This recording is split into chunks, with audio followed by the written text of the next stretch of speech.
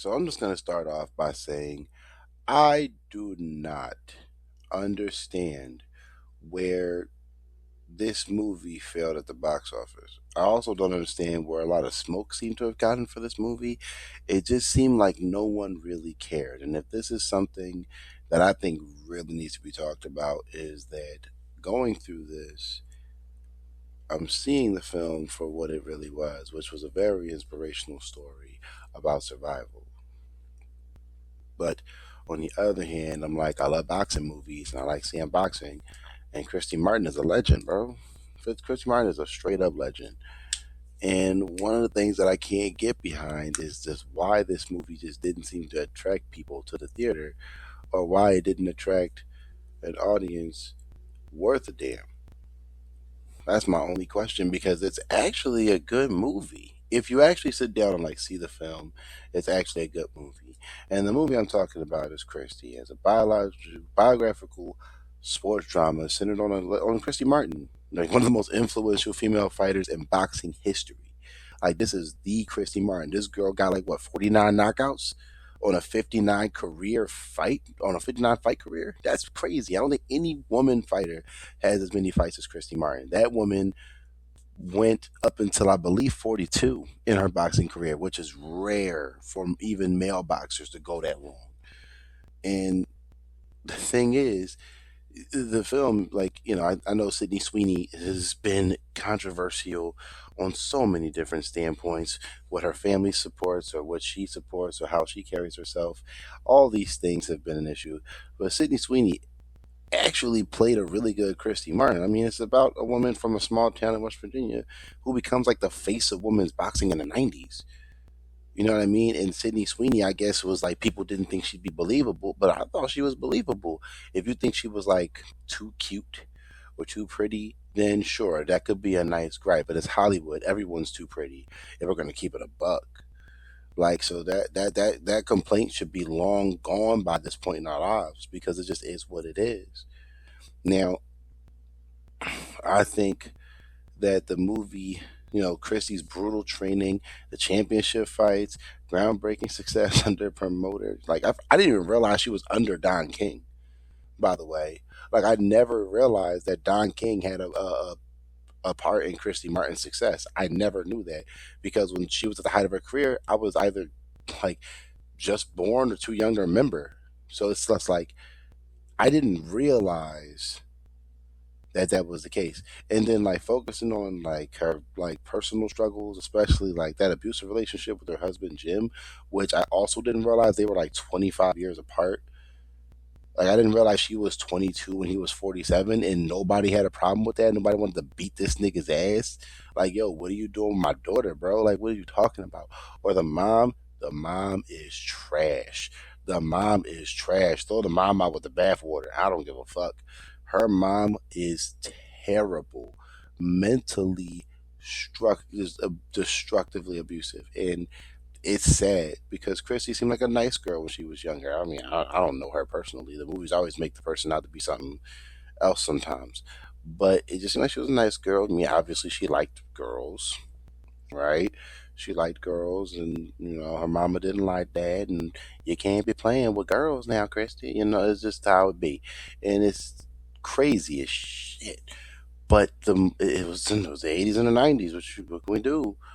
But I guess like the major themes throughout this film is, like, I already said it, right? There's like this major theme of like survival, surviving her domestic abuse, surviving that public pressure, the expectations placed on women in women's sports, which I will say is a very important theme for women in sports movies, and surviving while hiding parts of her identity. Remember, she was a lesbian. She liked girls, but she had to hide that part of her to climb the ladder. Kind of reminds me of like Ellen DeGeneres. Remember, her sitcom got canceled after 2 seasons because they found out that she was gay, and that's like, wow, bro. You cancel somebody's show because of what they mess with. You know what I mean? So she had to hide her career, because otherwise, that publicity would have aired her, and it really like really showed like how Christy, like, she really like helped popularize boxing for women in America. Like, women's boxing was not that big.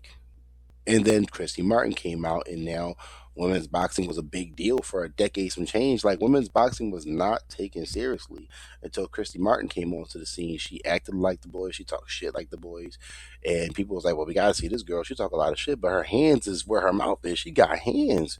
So like, but despite whatever people want to say, Christy Martin could box, bro. That girl could rumble. She put them down. She put people on their backs, and that is like, she put women's boxing on mainstream attention, straight up.